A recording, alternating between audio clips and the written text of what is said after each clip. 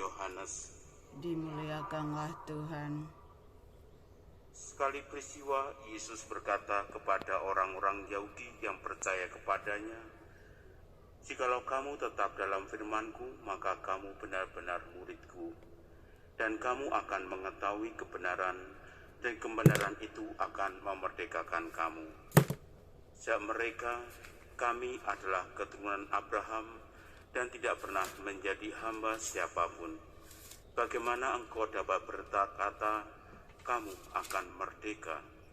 Kata Yesus kepada mereka, "Aku berkata kepadamu, sesungguhnya setiap orang yang berbuat dosa adalah hamba dosa. Dan hamba tidak tetap tinggal di rumah, yang tetap tinggal dalam rumah adalah anak. Tetapi apabila anak itu memerdekakan kamu, kamu pun benar-benar merdeka. Aku tahu bahwa kamu adalah keturunan Abraham, tetapi kamu berusaha untuk membunuh aku, karena firman-Ku tidak beroleh tempat di dalam kamu. Apa yang kulihat pada Bapa, itulah yang kukatakan. Seperti halnya kamu melakukan apa yang kamu dengar dari bapamu." Jawab mereka kepadanya, "Bapa kami adalah Abraham." Kata Yesus kepada mereka, "Sekiranya kamu anak-anak Abraham, tentulah kamu mengerjakan pekerjaan yang dikerjakan oleh Abraham. Tetapi yang kamu kerjakan ialah berusaha untuk membunuh aku. Aku seorang yang mengatakan kebenaran kepadamu, yaitu kebenaran yang kudengar dari Allah. Pekerjaan yang demikian tidak dikerjakan oleh Abraham. Kau mengerjakan pekerjaan bapamu sendiri." Jawab mereka, "Kami tidak dilahirkan dari zina, Bapa kami satu, yaitu Allah." Kata Yesus kepada mereka, "Jikalau Allah adalah Bapamu, kamu akan mengasihi aku, sebab aku keluar dan datang dari Allah, dan aku datang bukan atas kehendakku sendiri, melainkan kehendak Dialah yang mengutus aku." Demikianlah sabda Tuhan. Terpujilah Kristus. Saudara-saudari yang terkasih, manusia sudah diberikan kehendak bebas oleh Tuhan, namun dosa telah mengkontaminasi kehendak kita, sehingga kecenderungan hati kita selalu membutuhkan kejahatan. Oleh karena pembaptisan, kita menerima hati dan roh yang baru, agar kita dapat hidup di dalam ketaatan.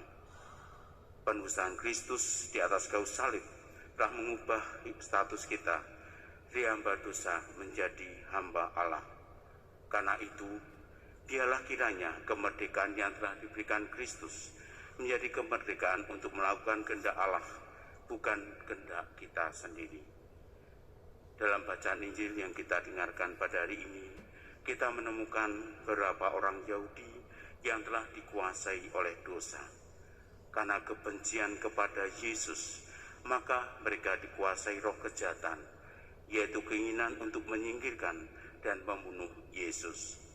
Mereka selalu mengatasnamakan Abraham, padahal Abraham tidak pernah mengajarkan mereka untuk menyingkirkan seseorang, terutama yang menyingkirkan utusan Allah. Mereka telah menjadi buta karena kedosaan. Mereka tidak bisa melihat mana yang baik dan mana yang benar, mana yang berasal dari Allah dan mana yang bukan berasal dari Allah. Oleh karena kedosaan, kita juga telah mengalami kebutaan. Kita tidak bisa melihat kebenaran-kebenaran dari Allah. Kita berjalan di dalam kehendak kita sendiri dan menyingkirkan cinta kasih Allah. Suara-suara Allah yang selalu bergema di hati kita untuk menyuarakan kebenarannya jarang kita dengar. Kita lebih mengutamakan kehendak kita dan menerima tawaran-tawaran yang berasal dari iblis. Untung di gereja kita mempunyai sakramen pengakuan dosa. Kita ditarik oleh Allah supaya kita menyadari bahwa kita adalah makhluk yang berdosa. Karena belas kasih Allah inilah kita dikembalikan oleh Allah menjadi manusia yang merdeka. berbalik dari kedosaan dan melihat kasih karunia Allah. Semoga kasih karunia yang akan kita alami di dalam masa Paskah nanti, di dalam malam Paskah nanti, akan mendatangkan pengharapan kita akan Yesus yang telah wafat dan bangkit untuk kita.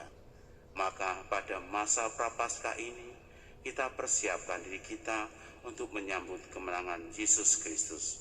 Semoga masa Prapaskah akan menjadi tempat bagi kita untuk mengalami pertobatan, dan pada masa Paskah nanti kita akan mengalami kebangkitan bersama dengan Kristus, supaya kita mendapatkan keselamatan dan kita menjadi manusia yang merdeka dari dosa-dosa kita. Amin.